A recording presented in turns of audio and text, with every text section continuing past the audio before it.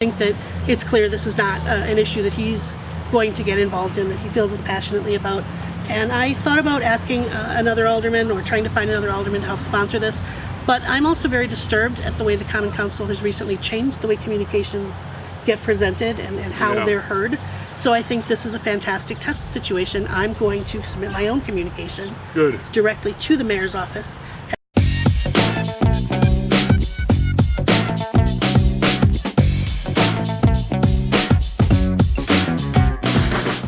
Well, good morning. Welcome back to Talking Racine, and I hope you spent some time out at Juneteenth this past weekend over at the John Bryant Center, is where that's held every year. It's a great festival. We got Mr. George Myers here on my left. Morning. Mr. Jim Spodek to my right. Morning. And I'm Dr. Ken Jorgen, your host. And we had an interesting little visit this morning with a couple of ladies who are involved in animal rescue efforts. And we went over and filmed these two gals with a couple of dogs. And it was a nice morning, and I tell you, a short sleeve shirt was okay this morning. Yeah, but I tell you, it's a little chilly out there this afternoon, and I want a refund on this weather. I don't know about you. Anyway, why don't we go to that clip? It's a nice, a heartwarming story. I enjoyed it. You know, we don't get to do that often. No. So go ahead. Hi, Dr. Jorgen here with a couple of camera hogs, not Lisa Raleigh. And not Susan Wagner, but Haas. And well, Lula's not being a camera hog right at the moment. Come here, Lula. That ain't gonna work. Anyway, these are two bull mastiffs that have been rescued by these ladies, and they're both really wonderful dogs. And they're products of Puppy Mills, right? Yes, they are. Yeah. Here's Lula. Look at his face. Look at that face. Jeez. Here, Lisa, you're gonna have to do this. So. Here, Lula. Come here. So what's the story here? These guys were basically just abandoned, right?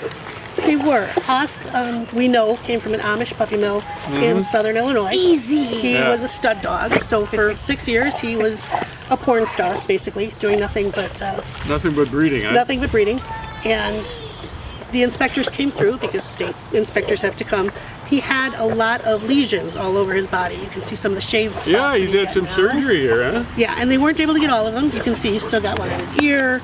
They won't be able to take the ones from his tail. He's got a few on his feet. But the inspector came through and saw those and said to the breeder, you need to get him medical care because we don't know what's going on with that. And the breeder said, nah, I'm going to euthanize him instead. That'd be a shame. I mean, he's a nice dog. He really is. He's got a great personality.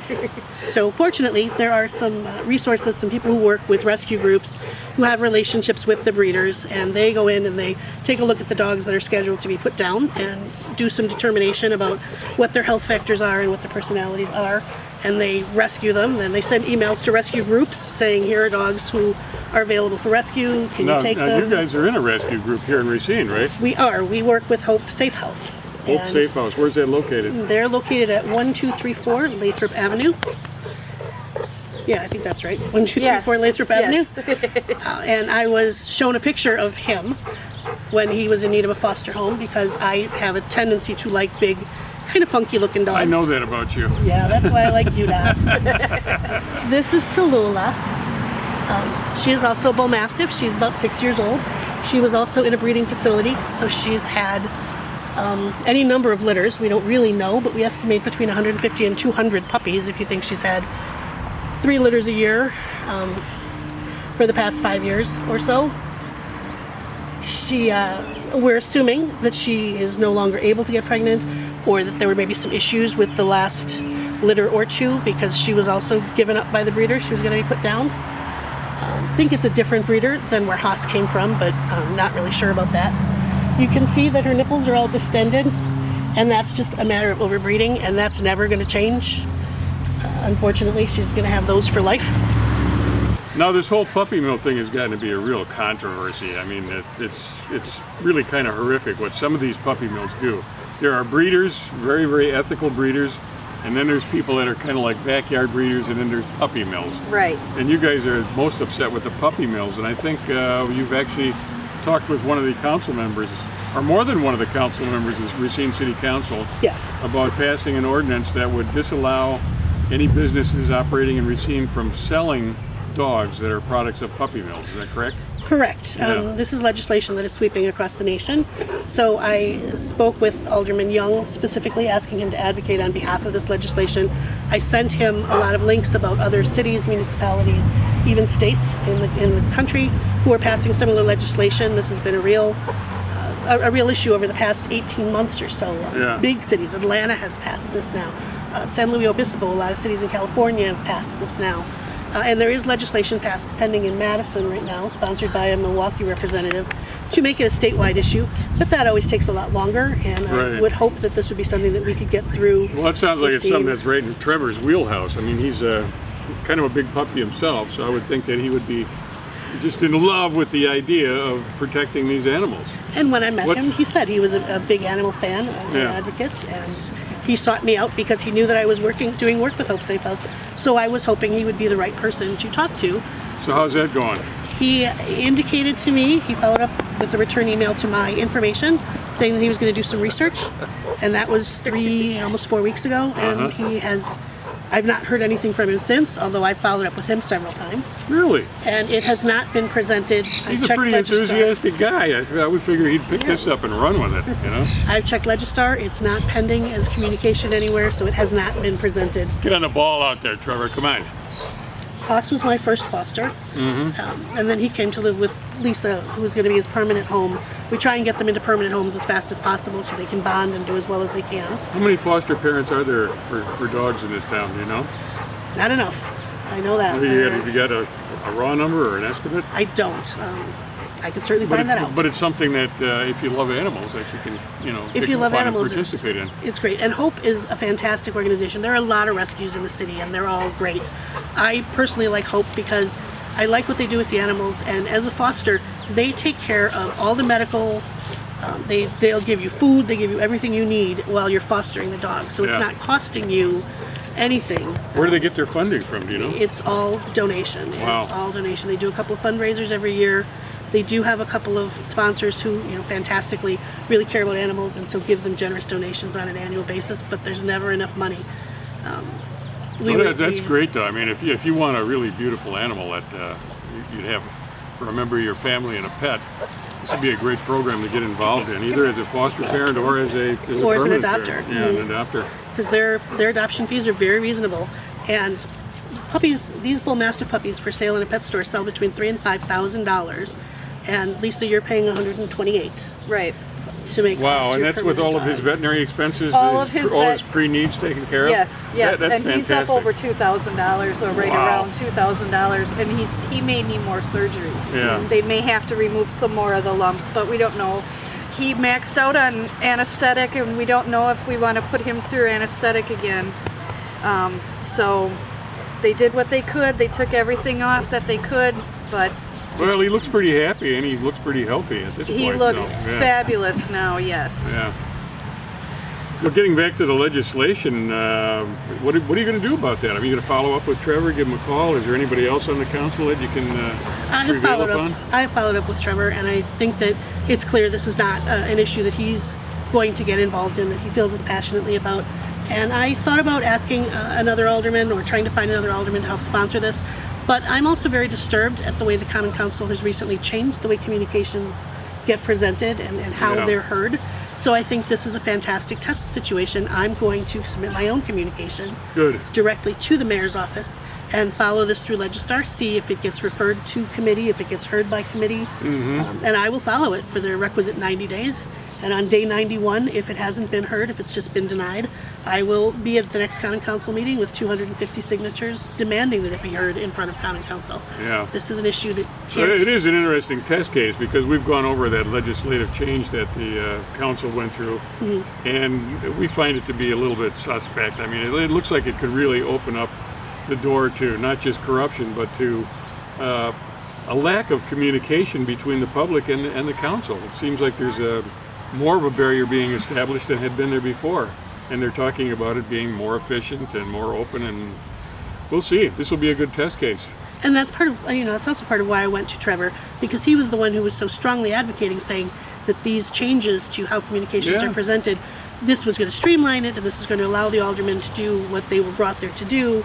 and now here he is not doing it. And Say you as an alder want to propose something and there's not the support of the council, you can make sure that you're engaging your community to get that type of support. And if, let's say, you're an individual and you don't have a single alderman who is willing to take on that item, you're encouraged to go through your neighborhood, to go through the city and get the support from your neighbors. That's what being in a democratic society is all about, in order for your item to be placed on the agenda. The reason that we're elected and the reason that we are alders is so that we have the discretion as to what we discuss. Oh, George, yeah, I know you got a comment on this. He kind of soft pedals this requirement of 250 signatures. He calls it engaging your community. This is your opportunity to engage. Oh, the and community. they encourage us to do that. Yeah, We're being encouraged to engage, not required.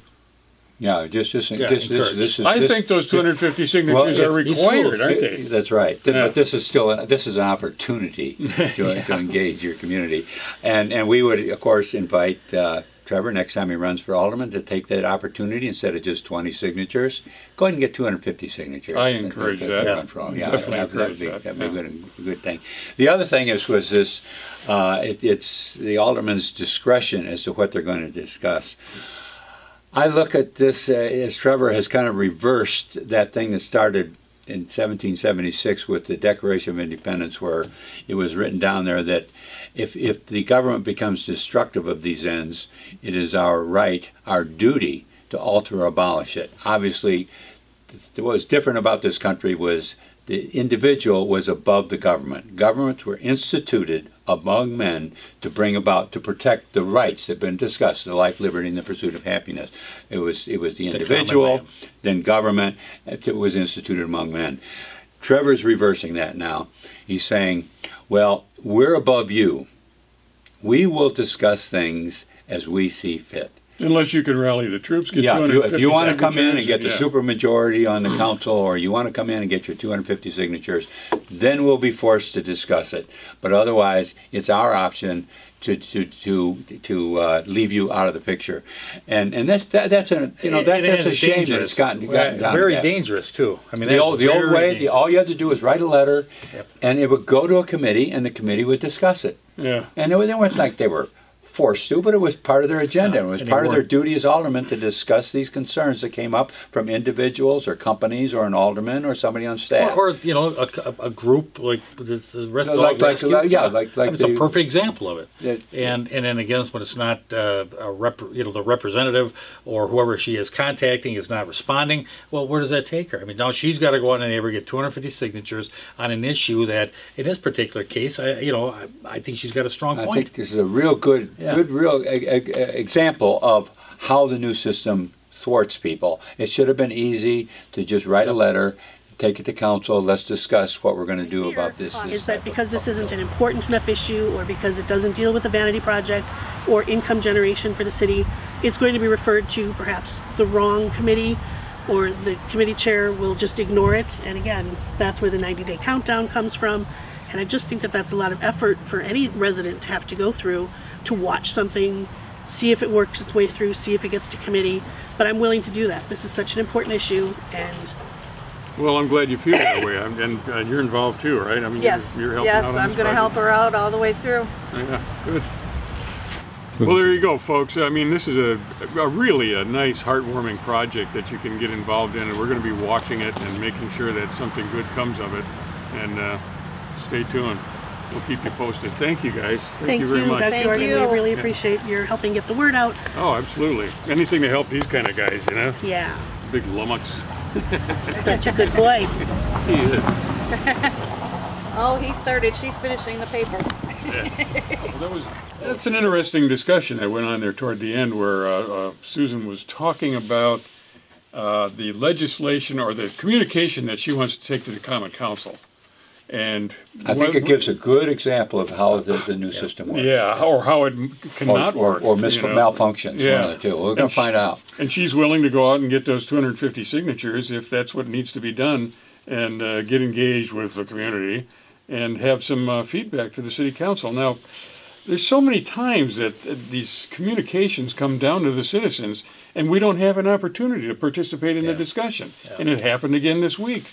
Now they've got a hotel project that they're proposing for the parking lot adjacent to Festival Hall. Parking is kind of at a premium down there anyway. Now they're going to take a big chunk of parking and turn it into a hotel, which is fine. But I mean, this thing is presented as time is short. Well, we got to move on this, and it's always that way. They're always talking about the urgency of the situation. That was the case with, remember the arena? Yeah, how are we allowed to provide any feedback? We had to do the arena here? Right now, $50 million, otherwise Kenosha was going to get it. Did I do all right, Mayor? That's what What we know of right now is that our neighbor to the north, Oak Creek, is doing this study the same way we are, and that they're looking at a convention center hotel study plan as well. And Kenosha has recently purchased 9 properties downtown and set aside TIF money for a potential opportunity. Exactly. If we don't do it, somebody else is going to, and it's going to be a big winner. And who did it when we didn't do it? Yeah, that's right. Where is it? Yeah. Where's Kenosha? I mean, people were scrambling to get these arena projects up and running before each other, and we fell out of the competition. Thankfully, well, nobody else. It's a fantastic sales pitch, the buy now sales pitch. Yep. That's what you're looking at. These politicians know how to do it. And you saw it with Trevor here. It's a spin. We can put the terminology in to where it sounds so wonderful. Gee, why wouldn't it's I do an that? opportunity. Yeah. And why was this not ever broached into brought into the public discussion until this week? I mean, and now it's being presented as a got-to-do kind of a thing. Yep. That somebody didn't just walk up to Corey Mason this past week and say, "Hey, I want to build a hotel down there." You talk about been there, done that. That was the same way with the arena. Remember the first time you saw it, they had these people coming in from Pennsylvania with this how the arena had saved. Which town was that? I think it was Pennsylvania. Allentown. They saved Allentown. That's the first thing we heard of it. But it'd been in the mill for a long time. Yeah. I mean, there were little articles in the paper that somebody was coming from there's Allentown. 2 of them. One on the old gas company site, 233 Lake Avenue, and that is going to be like apartments, a hotel, small hotel, I guess, with apartments. One of the things on that is they're going to lease that. The city's going to lease that land for 98 years. And the reason is because there is some contamination, and I believe the DNR is monitoring that ground there. Oh, yeah. Remember, that was the old oil tanks, the old cold, right? And they had the gas tanks there. It's a serious problem, Jim. But if the taxpayers aren't going to go into it, like we were talking about with the arena, if they're just going to come in and build that hotel, which they're talking about $50 million development. Okay, go ahead. Great. If you get $25 million into it and they find out they can't go any further because of the contamination, well, the taxpayers aren't. And that's the thing. I really, it's important that we know what how much the taxpayers putting forth on these developments. And and the other one is the one next to Festival Hall. There's a parking lot there, and I can put a picture of it up here. And they're going to connect to Festival Hall. Now they went and changed legislation to adopt a private partnership on public land to be able to build this hotel and then have public access to some parts of the hotel and, of course, Festival Hall, which is owned by the city of Racine. Does that put a stipulation on the cost factor to the Festival Hall? And is there some things there that we should be looking out for? Because now you have a private venture connecting to Festival Hall, which obviously will use it. And how is that going to blend to the citizens when, I think, George, you brought it up, it's paid for? Well, that's right. One of the things about Festival Hall was it was a community project. When they got done with it, it was all paid for. I remember seeing the video of this guy announcing it, and he was so proud of it. And it's free of debt. And now we're going to be able to use it, and the community could, it'd be relatively cheap because you're not paying off this debt. Well, as you can see, it's run into a few problems since then. But that was the purpose of it. It was to be a community project. And I don't think it was the project itself that failed. I think it was the people that we put in charge that messed it up. They're the ones that couldn't figure out how to run it without it costing $200,000 to $300,000 a year to have the festivals Yeah, in there. But right. that needs to be resolved yet. But still, it is still debt-free, and it is a community project. It was like the people's project. Right. Now, this becomes a private project where you have somebody now that's got $40 million invested. So now they're going to have a vested interest in how that how that festival hall is used, because that's part of the area. It becomes part of the project. And I think besides just the money, I mean, if they're going to put their own $40 million into it, that's good. That's a good start.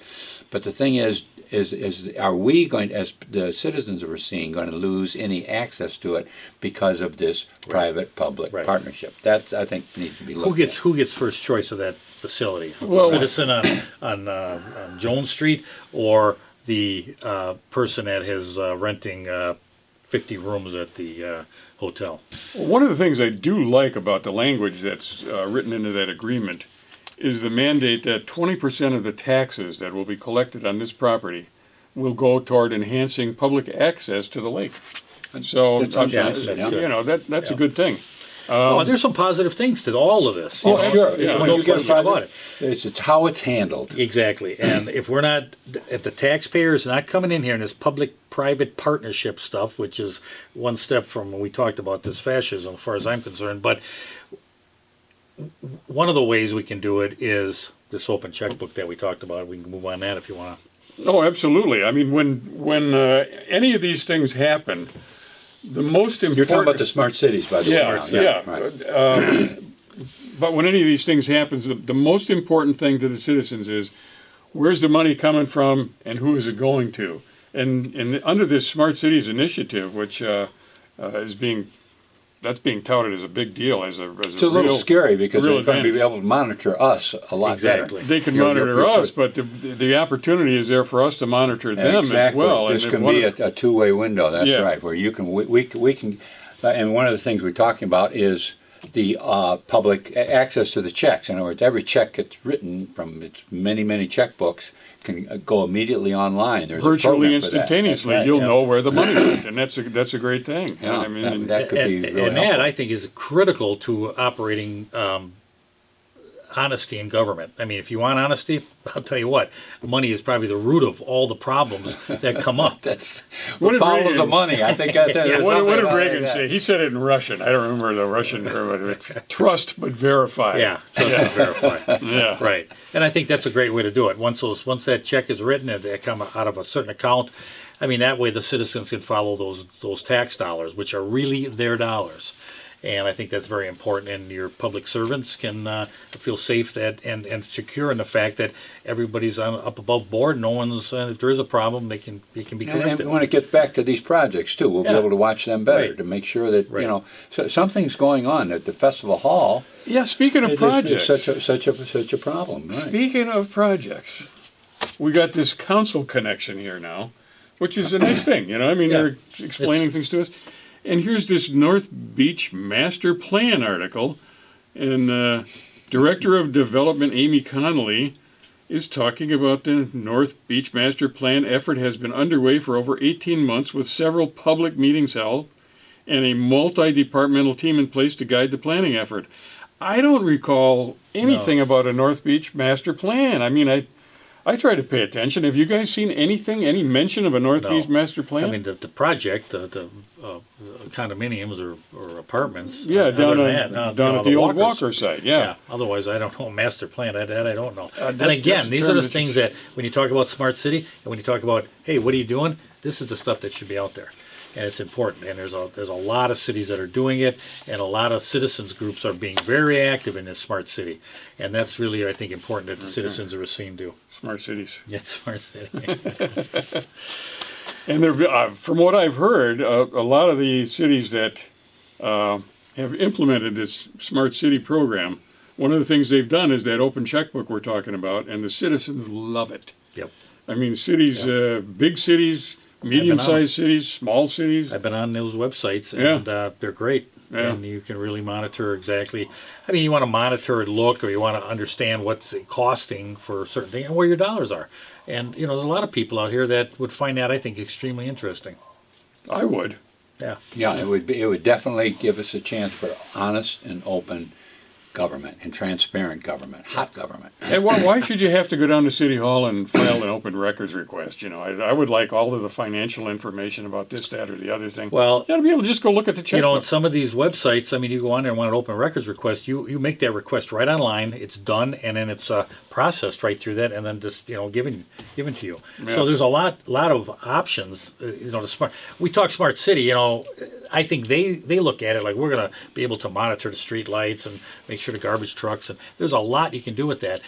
But the opposite thing is that it's also a real tool for the citizens if they elect to make sure that their representatives are doing that for them. It depends on which parts of the program you use. You can use the parts of the program that just monitor citizens, watching the movement of people.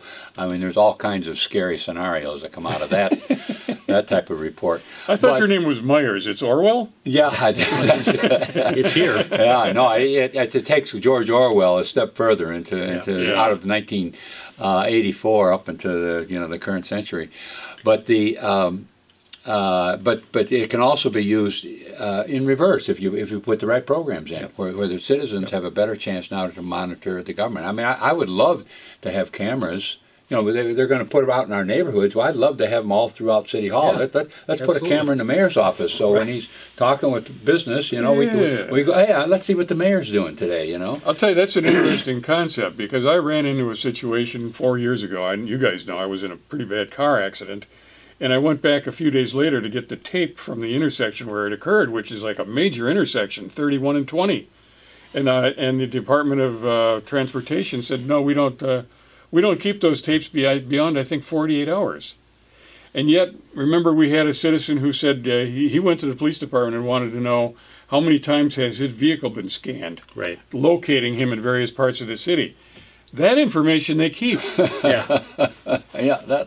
But they don't. Something like who caused the accident would have been really valuable for myself and anybody else who's involved in that kind of thing. Otherwise, it's a he said, she said situation. If you got a video recording of what happened in an accident, golden. So I think we need to. It depends on. It comes. It's all how it's used. Exactly. It can be used to oppress, or it can be used to make things more available, make more open. That's why I say it's very. Some of this legislation that comes through can be very, very dangerous to the citizens. Scary. Yeah. Well, we don't mean to scare you. We just mean to make you think a little bit. And right. Keep your eyes open and know what the heck is going on around you. And there's some more. We can see there's some big things coming down the path here. You know, with these two big building projects and with the smart cities. So this is not going to be a time to sit back and go to sleep. You know, and don't buy into this urgency. I mean, these things don't have to be done today. They always present them like, man, if we don't take advantage of this right now, the opportunity will be lost. Don't buy into that. Make them discuss this openly and honestly and transparently. So, with that recommendation, gentlemen, you think we've done it for today? Sounds good. All right. Thanks for being here. We'll see you next week.